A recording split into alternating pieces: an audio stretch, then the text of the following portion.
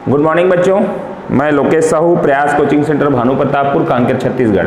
बच्चों, हम लोगों का चल रहा है प्रयास एग्जाम की तैयारी।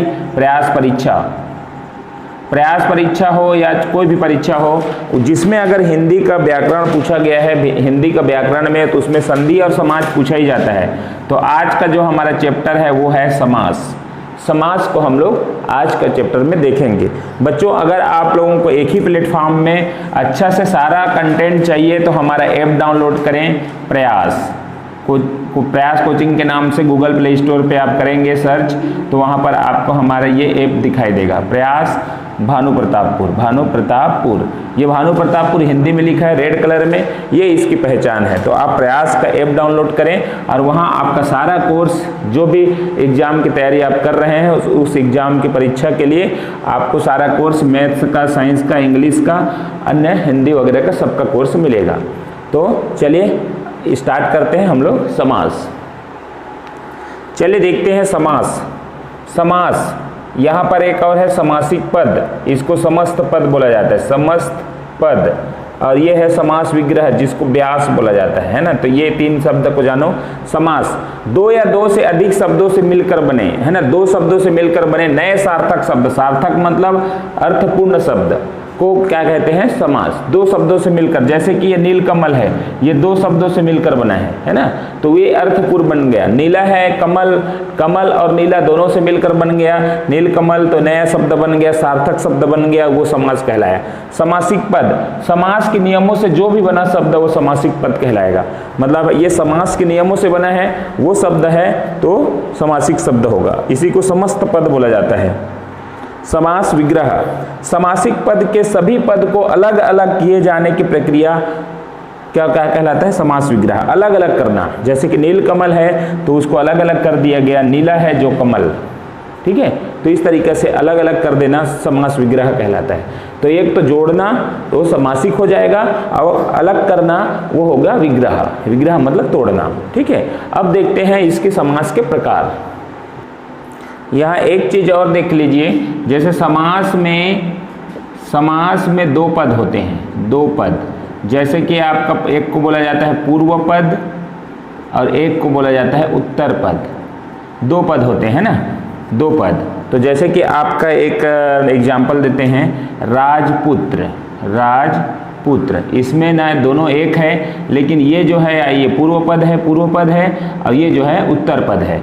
इसमें राजा का पुत्र को राजपुत्र बोला गया, तो का जो विभक्ति है वो साइलेंट हो गया, है ना। इसको अगर अलग करेंगे तो राजा का पुत्र हो जाएगा, तो एक साथ जोड़ेंगे तो ये राजपुत्र हो जाएगा। तो ये प्रथम पद और ये उत्तर पद, दो पद होते हैं, इस चीज को ध्यान रखना। अब चल देखते हैं समास का भेद। चलिए देखते हैं हम लोग समास के भेद। समास के 6 प्रकार होते हैं। तो देखिए यहाँ पर 6 प्रकार कौन सा है? अव्ययी भाव, तत्पुरुष, कर्मधारय, द्विगु, द्वंद्व और बहुब्रीहि।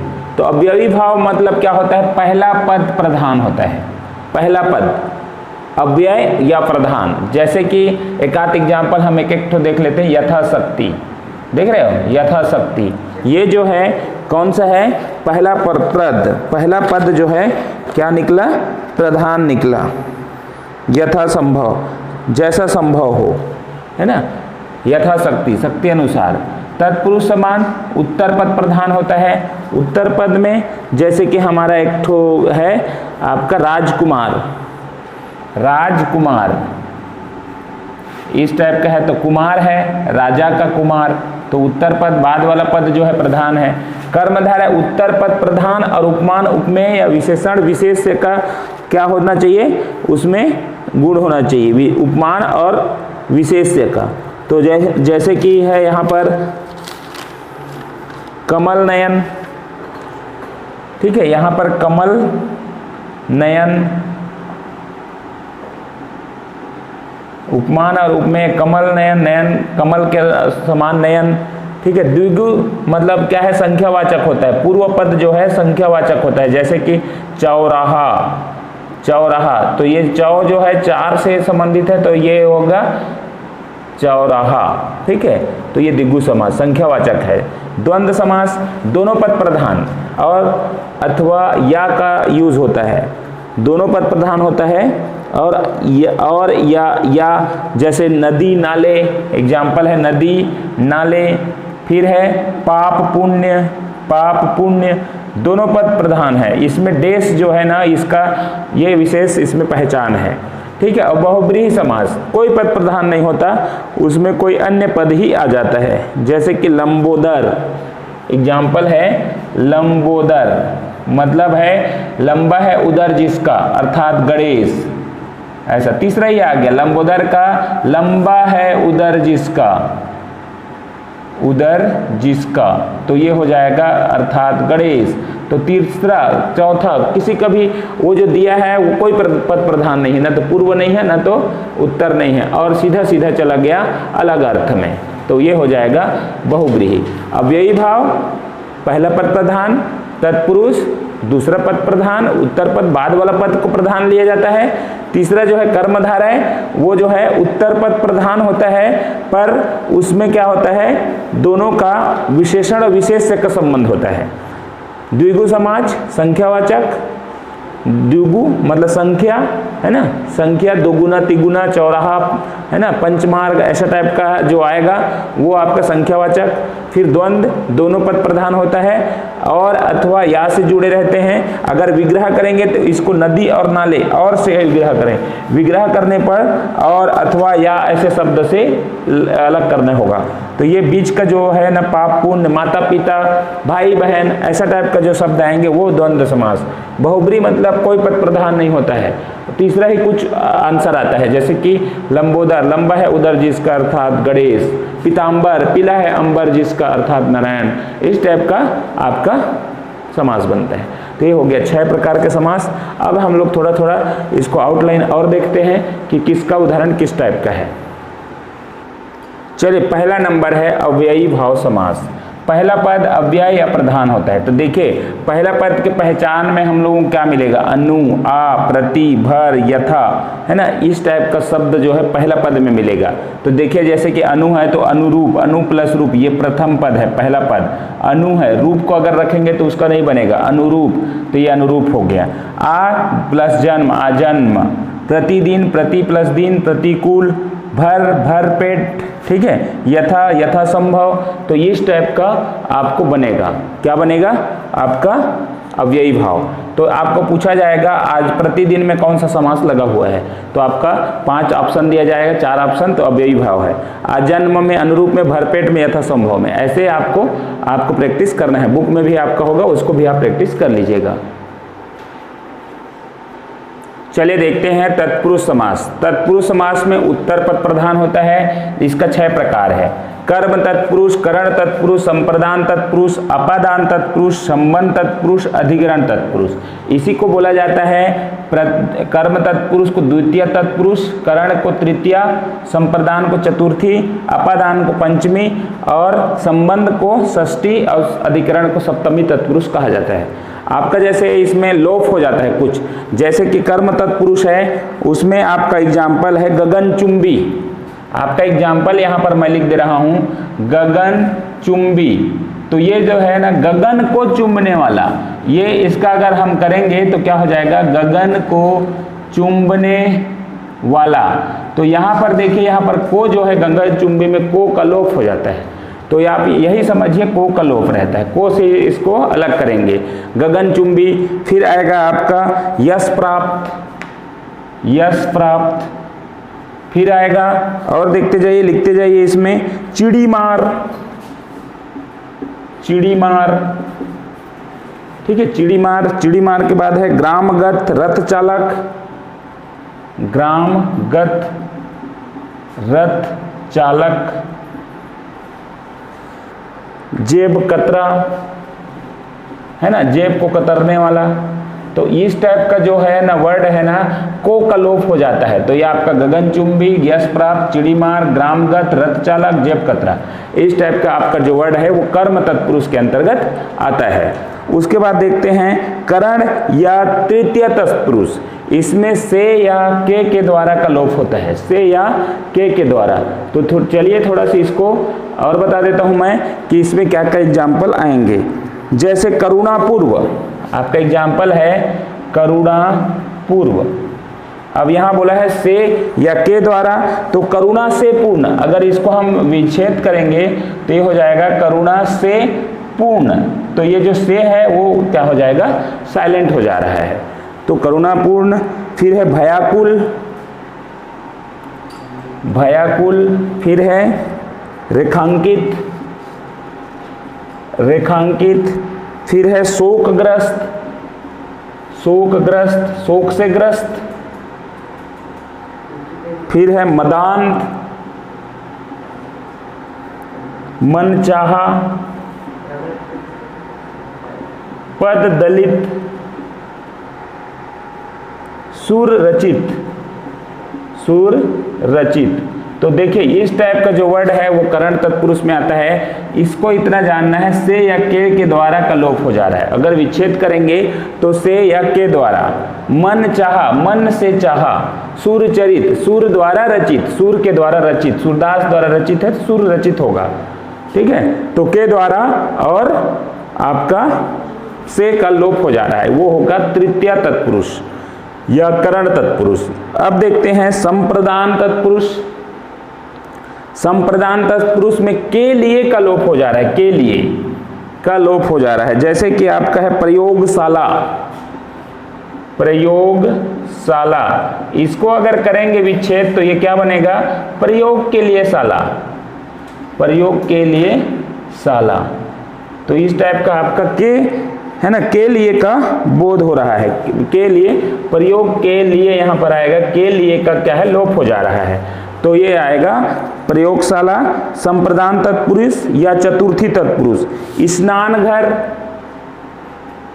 स्नान घर, ठीक है। फिर आएगा यज्ञशाला,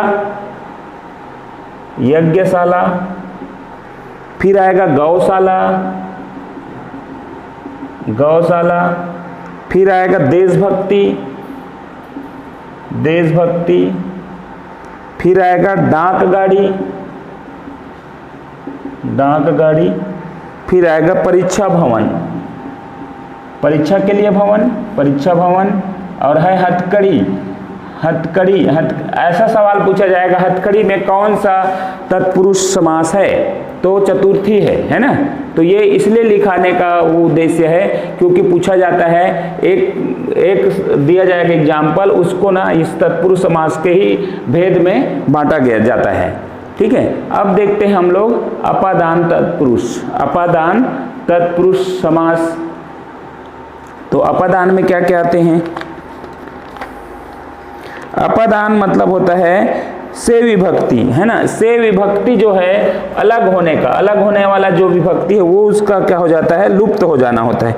जैसे धनहीन, क्या होगा, धनहीन, धन से हीन, क्या होगा, धन से हीन, मतलब से जो है का लोप हो जाता है। जैसे कि और है पथभ्रष्ट, पथभ्रष्ट, पथ से भ्रष्ट, फिर है पदच्युत, पद से मुक्त, अलग हो जाना।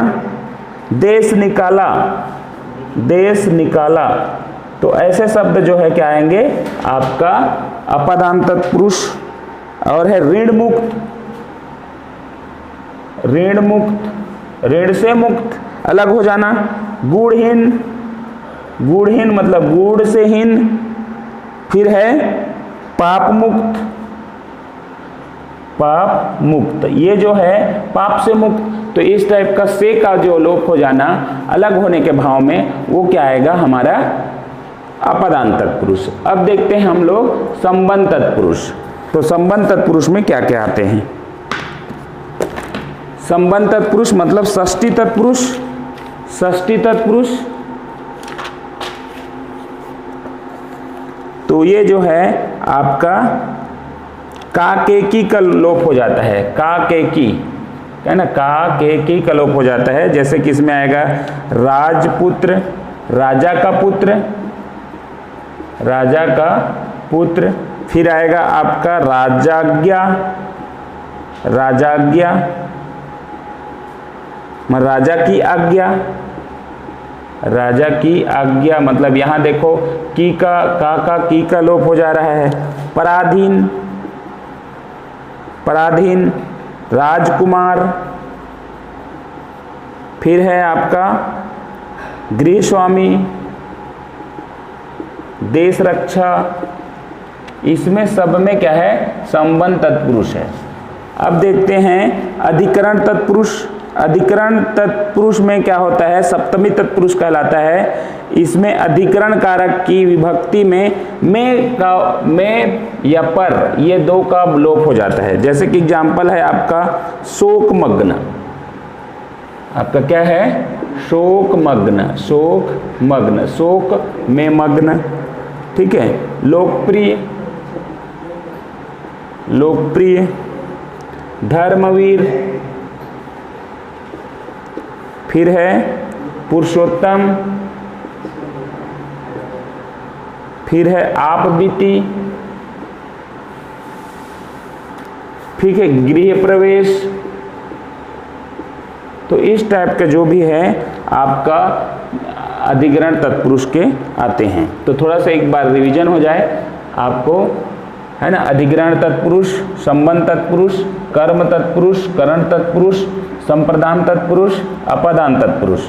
तो इतना सारा है जिसमें आपका कर्म में को का लोप, करण में से के द्वारा का लोप, संप्रदान में के लिए लोप, अपदान में से अलग होने के भाव वाला का लोप, फिर है षष्ठी या संबंध में आपका का के की का लोप, अधिकरण तत्पुरुष में पर का लोप। तो इस टाइप का आपका लोप हो जाता है। चलिए देखते हैं कर्मधारय समास। उत्तर पद प्रधान होता है और पूर्व और उत्तर पद में विशेषण और विशेष से का संबंध होता है। विग्रह करने पर दोनों पद के मध्य है जो या के समान आता है। जैसे कि चरण कमल, चरण के समान कमल, देख रहे हैं। उसके बाद है कनक लता, कनक सी लता, सी आया। कमल नयन, कमल के समान नयन। फिर है प्राण से प्रिय, चंद्रमुख, ठीक है, मृग नयन, देहलता, नीलकंठ, ये खास करके इंपॉर्टेंट, महापुरुष, महादेव, अधमरा, परमानंद। इस टाइप का शब्द जो है वो है कर्मधारय समास में आते हैं। यहाँ पर नीलकंठ है तो इसका मतलब है नीला है जो कंठ, जो कंठ। तो देखिए यहाँ पर है जो, इस टाइप का जो वर्ड आता है कर्मधारय समास में आता है। द्विगु समास, द्विगु समास 4 नंबर, पूर्व पद संख्यावाचक होता है।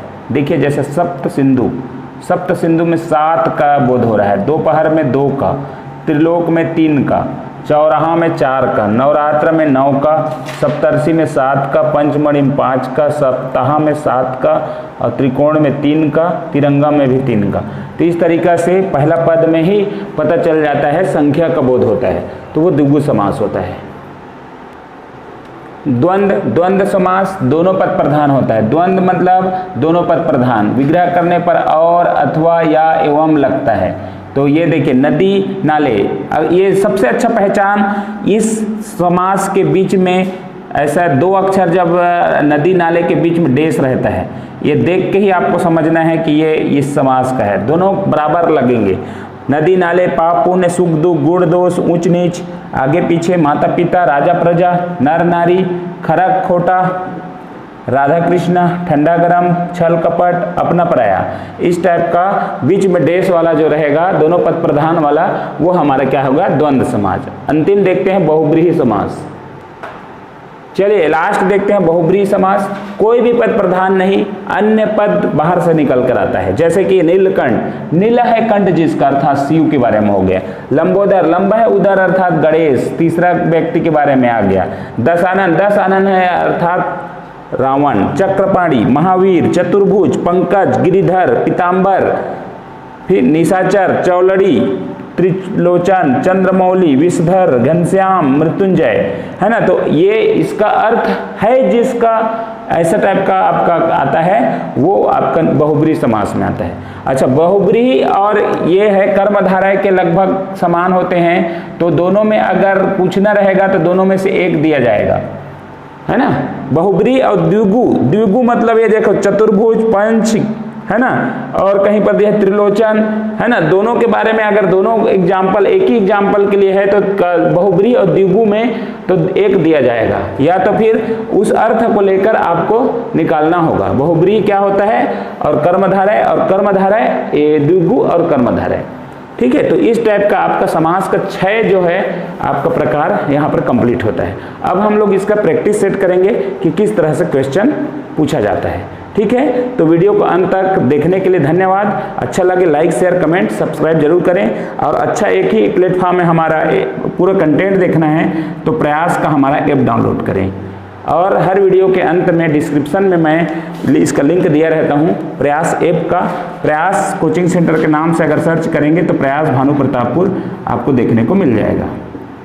तो ये ऐप में हमारा सारा वीडियो रखा हुआ है, आप इस पर रख के इसको आप अध्ययन कर सकते हैं। धन्यवाद।